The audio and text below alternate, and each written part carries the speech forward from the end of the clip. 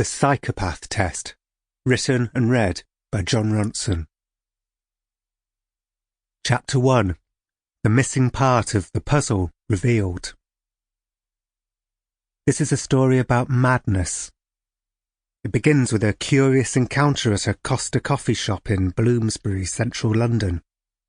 It was the Costa where the neurologists tended to go, the University College London School of Neurology being just around the corner.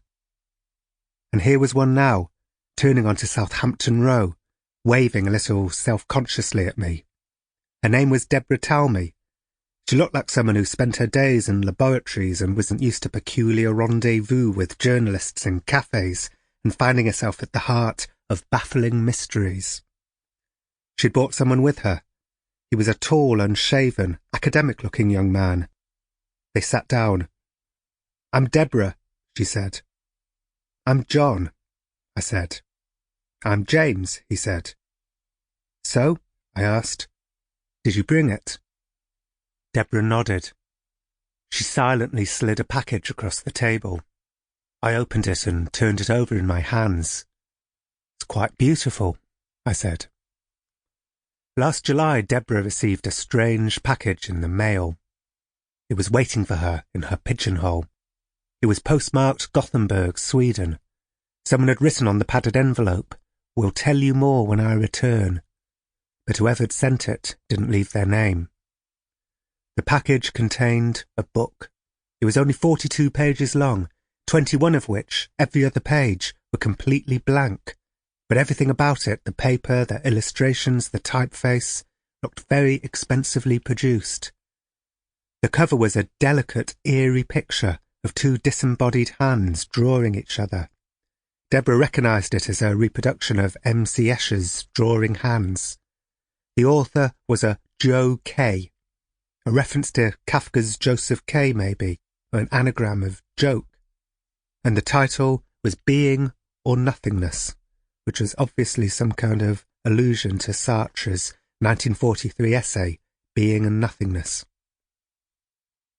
Someone had carefully cut out with scissors the page that would have listed the publishing and copyright details, the ISBN number, etc., so there were no clues there. A sticker read, "Warning. Please study the letter to Professor Hofstadter before you read the book. Good luck." Deborah leafed through it. It was obviously some kind of a puzzle waiting to be solved, with cryptic verse and pages where words had been cut out and so on. She looked again at the "We'll tell you more when I return." One of her colleagues was visiting Sweden, and so even though he wasn't normally the sort of person to send out mysterious packages, the most logical explanation was that it had come from him. But then he returned and she asked him and he said he didn't know anything about it. Deborah was intrigued. She went on the internet, and it was then she discovered she wasn't alone. "Were the recipients all neurologists?" I asked her. "No," she said. "Many were neurologists, but one was an astrophysicist from Tibet, another was a religious scholar from Iran. They were all academics," said James. They'd all received the package the exact same way Deborah had, in a padded envelope from Gothenburg upon which was written, "We'll tell you more when I return." They'd gathered on blogs and message boards and were trying to crack the code. "Maybe," suggested one recipient, "the book should be read as a Christian allegory. Even from the enigmatic, 'We'll tell you more when I return,' clearly a reference to the second coming of Jesus.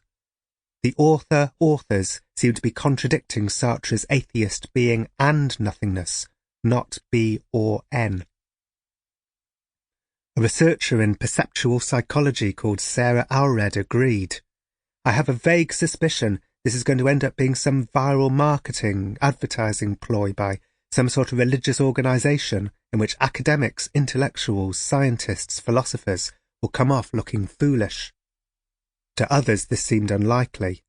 The expensiveness factor rules out the viral theory unless the campaign is counting on the carefully selected targets to ponder about the mysterious book online. Most of the recipients believed the answer lay, intriguingly, with them. They had been handpicked to receive the package. There was clearly a pattern at work, but what was Sample complete. Ready to continue?